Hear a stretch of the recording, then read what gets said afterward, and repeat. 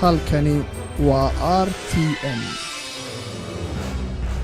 markale daawadayaal haatan ku soo dhawaada warkii oo fidsan. madaxweynaha dowladda federaalka ee Soomaaliya mudane Maxamed Cabdullaahi Farmaajo iyo qaar ka mid ah golihiisa dowladda iyo madaxda dowlad goboleedyada dalka ayaa waxa ay u ambabaxeen magaalada London halkaasi oo la filayo inuu ka furmo shir looga hadlayo arrimaha Soomaaliya oo ay soo qabanqaabisay dowladda UK. warbixinta warkaasi waxay noo haysaa wariyahayaga Farxiya Cabdalla Muumin. madaxweyne maxamed cabdilaahi farmaajo iyo wafdiga hogaaminayo ku sii jeeda shirka London ayaa ka ambabaxay Muqdisho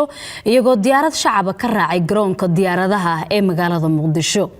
wafdiga madaxweynaha dowladda federaalka Soomaaliya ayaa waxa ka mid ah xubno ka kala socda labada gole ee dowladda Soomaaliya iyo qaar ka mid ah madaxda dowlad goboleedyada dalka. waxaana ka mid ah ra'iisul wasaare xigeenka dalka, wasiir ka tirsan xukuumadda iyo madaxweynayaasha dowlad goboleedyada Koonfur Galbeed, Hirshabeelle iyo Galmudug. madaxweynayaasha Jubbaland iyo Puntland ayaa maalmo ka hor u soo ambabaxay Nairobi iyagoo London gaaray. agaasimaha warfaafinta madaxtooyada Soomaaliya Cabdinuur Maxamed Axmed oo warbaahinta kula hadlay garoonka Aadan Cadde ayaa waxa uu ka warbixiyay safarka madaxweynaha iyo wafdigu hogaaminaya ay ku tagayaan magaalada London ee dalka Britain iyo shirka halka ka furmaya. waxa uuna sheegay in shirkaasi ay dowladda la hortagi doonto qorshayaal ku saleysan baahida Soomaaliya xilligani ay qabto.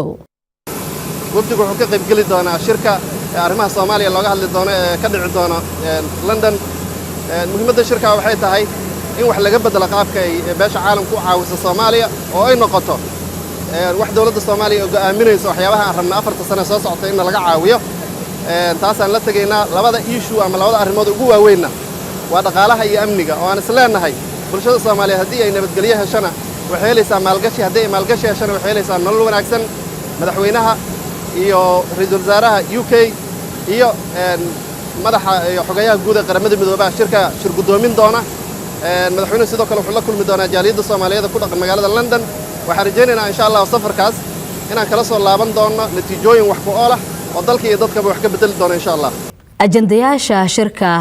London looga hadli doono ayaa waxa ay kala yihiin sida la sheegay arrimaha amniga, kobcinta dhaqaalaha, siyaasadda, dib u eegista dastuurka iyo wada shaqaynta beesha caalamka iyo dowladda 4 sano ee soo socota. shirka ayaa dhici doona maalmaha Arbacada iyo Khamiista oo ku beegan 10 ilaa 11 bishan, waxaana haatan London ku sugan wafuud horudhac u ah wafdiga madaxweynaha Soomaaliya uu hogaaminayo ee ka ambabaxay magaalada Muqdisho. madaxweynaha Soomaaliya, ra'iisul wasaaraha Britain iyo xogayaha guud ee qaramada midoobay ayaa si wada jir ah u shir gudoomin doona shirka la filayo inuu London ka furmo. waagaag markana xubintii falanqaynta waxaan nagala qayb qaadanaya caawa Cabdicasiis Takar. waxaana ku soo qaadanaynaa shirarka lagu qabanayo dibadda waxyaabaha ay Soomaalida ay ku soo kordhiyaan. Cabdicasiis ku soo dhaw marka hore shirarka dibadda lagu qabanayo dadka Soomaalida ah isla markaana markaasi lagu soo qaato qodobooyin dhowr ah ama Soomaalida wax loogu deeqo maxay soo kordhin karaan ayaa isleedahay ma Soomaalida ayaan yani shirarkaasi waxa looga hadlo aan kamera dhalanin masa waxa leedahay shirarka ayaa ah kuwa aan waxba ka soo bixin. wasalaamantahay labada arrimood oo jira waxay tahay mar ka hore shirarkaas inta badan uma habaysna in wax qabad runa la qabto. Soomaalidu waxay ku maamahdaa qowda maqashi waxna ha u qaban. marka inta ma dhaafsiisna waa marka laga hadlayo dawladaha shisheeyaha. dawlad kasta oo Soomaaliya ka jirtay xiliyadii la soo dhaafayna mar walba shirarkaasi waxay tagay iyagoo diyaar ahayn.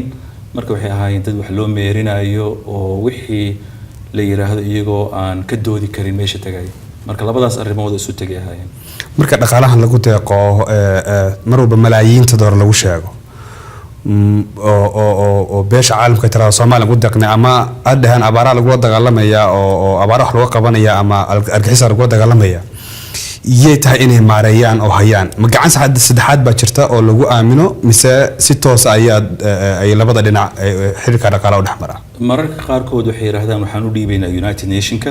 oo maamulaysa mararka qaarkood iyaga maamula laakiin dadkii ay ahayd inay arrimahaas magacooda lagu ururiyay ay la xisaabtamaan oo ogaadaan wax walba meesha lagu bixiyay waxay ahaayeen cid markaas sheeganaysa inay xukunka hayaan haday yihiin dawlad dhexe iyo dawlad goboleed. laakiin waa ognahay nasiib darro ma dhicintaa marka saa awgeed ama ha noqoto United Nation ama ha noqoto dadkii deeqda bixiyay arrinta iyaga ku soo koobaysa meel ay martay lama yaqaano maalin hore qoraal aan akhriyay waxaan ku arkayay ugu yaraan 40% lacagyogaasayto waxa qaatay consultant la taliyaal ajnabi ah oo dawladahaas deeqda bixiyay ka yimid marka hadee ma garan karo dadka la taliyaasha ah waxyaabaha ay soo qoreen waxay ummadda Soomaaliyeed ka faa'iiday laakiin qofka Soomaaliga caadiga ah oo Soomaaliya jooga uma arko in deeq Soomaaliya la siiyay shirkan lagu qabanayo magaalada London waxaad sheegtay in Soomaalida marka horeba aan dadka shirarka qabanayo wadamada aysan dhab ka ahayn shirkaasi ay u qabanayaan Soomaaliya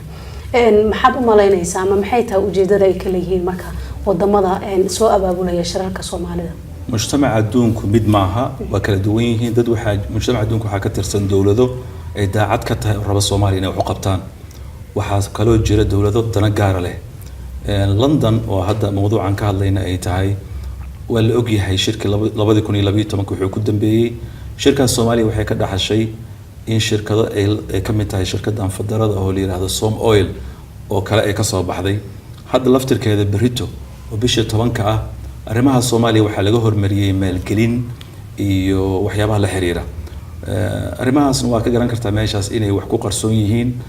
sababtoo ah hadii waxa sida loo dhigay ay yihiin wax walba waxay ahaan lahayn cadaan waxa jiri lahaa dad Soomaaliya wax ku ool goob joogayaal ahaan lahaa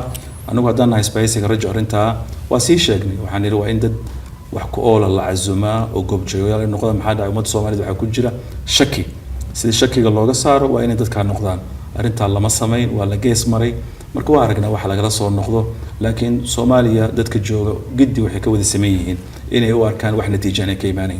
laakiin Cabdi Casiis dalka Soomaaliya ilaa iyo 90 burbur ku jiray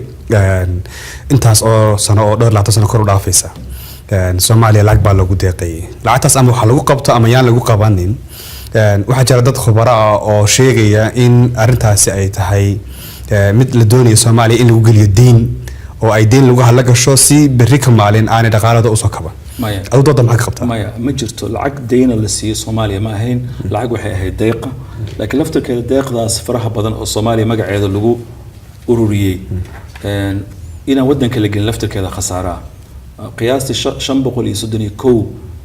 kun oo milyan bay Soomaaliya waxa la leeyahay waa la siiyay 1990 ilaa iyo hadda meel martana lama yaqaan cid lagu la xisaabtan lama yaqaan wax loo isticmaal lama yaqaan laakiin mid kaliya aan ognahay inaan Soomaaliya la gelin oo meel kala martay wax shay wax ku oolaha Soomaaliya laga qabtay ma jiro intaas la leeyahay 531 milyan Soomaaliya waa la geliyay marka deyn maaha lacagtaas waa lacag deeqa laakiin magaca Soomaaliya in lagu dawarsado oo inta lacag lagu ururiyo ummadda Soomaaliyeedna la gaarsiin intaas haba gaf iyo xadguduba ugu dambeyn Cabdi Casiis shirkan lagu qabanayo magaalada London maxaad u malaynaysaa inuu kaga duwanaan doono shirarkii hore loo qabtay shirkan anigu kulli shakhsiyan iyo isbahaysiga rajo aan magacooda ku hadlayo waxaan u aragnaa inuu waxba uga duwanaan shirarkii hore sawirka hadda aan daawanay iyo maxfalka hadda aan daawano kala aan daawan doonaa bari iyo bari dambe waxaan maqli doonaa balanqaad aad u fara badan waxaana ka dambeyn doona heshiisyo miiska hoostiisa lagu saxiixay oo sanad ama 2 sano kadib soo bixi doona ummadda Soomaaliyeed wax macna ah oo uga soo hoyan doona meesha ma jiraan aad iyo aad baa mahadsan tahay daawadayaalkaasi waxa uu ahaa Cabdi Casiis Takar oo ka mid ah aasaasayaasha isbahaysiga rajo waxa uu markaasi aan ka wareysanaynay shirka la firiyo 12 bishan inuu ka furmo magaalada London ee wadankaasi Ingiriiska